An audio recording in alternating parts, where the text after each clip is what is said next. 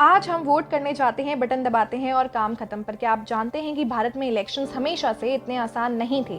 Ballot paper से लेकर EVM तक की ये कहानी बहुत इंटरेस्टिंग है।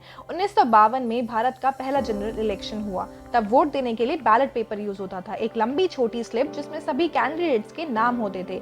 लोग अपनी पसंद वाले कैंडिडेट के नाम के आगे स्टैंप लगाते थे और फिर उस पेपर को बैलेट बॉक्स में डाल देते थे। पर इस प्रोसेस में बहुत दिक्कत होती थी। बूथ कैप्चरिंग, फेक वोटिंग और काउंटिंग प्रोसेस में बहुत टाइम लगता था। बैलेट पेपर के साथ सबसे बड़ा प्रॉब्लम था बूथ कैप्चरिंग का। बहुत जगह पर गुंडे बैलेट बॉक्सेस लूट लेते थे, फेक वोट्स डलवा देते थे या पोलिंग स्टेशंस कंट्रोल कर लेते थे। 1990 के दशक तक ये प्रॉब्लम इतनी बढ़ गई कि इलेक्शन कमीशन को कुछ नया सोचना पड़ा। 1998 में पहली बार कुछ कॉन्स्टिट्यूएंसीज में इलेक्ट्रॉनिक वोटिंग मशीन्स यानी ईवीएम्स का यूज किया गया।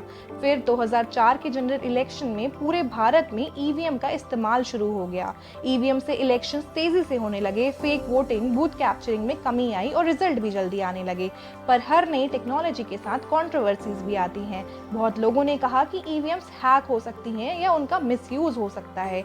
इसलिए 2013 में सुप्रीम कोर्ट ने कहा कि वीवीपैट सिस्टम भी यूज करना चाहिए। अब जब आप ईवीएम में वोट देते हैं, एक स्लिप निकलती है जो दिखाती है कि आपका वोट सही जगह गया है या नहीं। आज भारत का इलेक्शन सिस्टम दुनिया के सबसे बड़े और सबसे ट्रांसपेरेंट सिस्टम्स में से एक है। इलेक्शंस में करोड़ों लोग वोट देते हैं और सब कुछ डिजिटल होता है और डिजिटल काउंटिंग होती है। पर एक सवाल आज भी उठता है कि क्या आपको लगता है कि ईवीएम्स में 100% सेफ वोटिंग होती है या बैलेट पेपर वापस आना चाहिए? कमेंट करके बताएं।